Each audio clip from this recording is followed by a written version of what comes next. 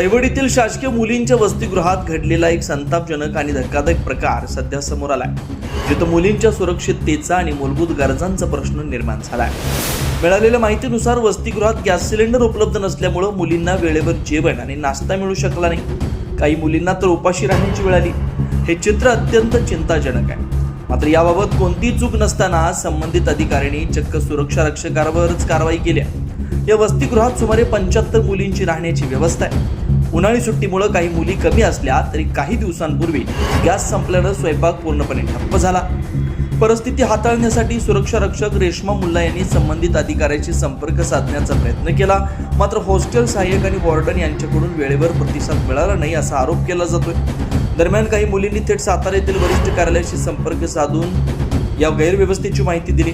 यानंतर वरिष्ठांकडून जाब विचारला गेला आणि इथंच प्रकरणाने वेगळं वळण घेतलं। जाब विचारला गेल्याच्या रागातून संबंधित अधिकाऱ्यांनी सुरक्षा रक्षक रेश्मा मुल्ला यांच्यावरच गंभीर आरोप करत त्यांच्यावर कारवाई केल्याचा आरोप आहे। या घटनेमुळे मानसिक तणावाखाली आलेल्या रेश्मा मुल्ला अचानक बेशुद्ध पडल्या।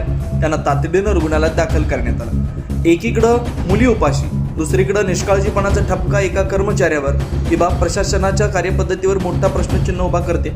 विशेष म्हणजे वॉर्डन यांनी स्वतःच गॅस संपला होता अशी कबुली दिल्याची माहिती देखील समोर येते। चुलीवर स्वयंपाक करण्याच्या सूचनाही दिल्या गेल्या होत्या, मात्र जिथं नियमितपणे चुलीवर स्वयंपाक होत नाही तिथं अचानक असा निर्णय घेणं ही मुलींच्या सुरक्षिततेशी खेळ नाही का? याच वसतिगृहात यापूर्वी काही गंभीर घटना घडल्याचं सांगितलं जातं।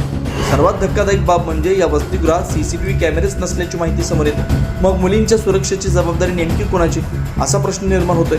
दरम्यान अन्याय झाल्याचा आरोप करत रेश्मा मुल्ला या आत्मदहन करण्याच्या तयारीत असल्याची माहिती समोर आल्यानं परिसरात खळबळ उडाली। याबाबत संबंधित विभागाचं पोलीस प्रशासनाकडे रेश्मा मुल्ला यांनी पत्रव्यवहार केलाय।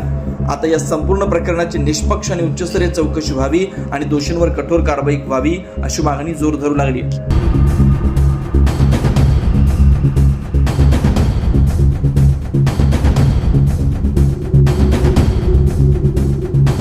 अशाच महत्त्वाच्या आणि नवनवीन बातम्या पाहण्यासाठी आमच्या माणदेशी आवाज चॅनलला सबस्क्राईब करा आणि हा व्हिडिओ जास्तीत जास्त शेअर करा।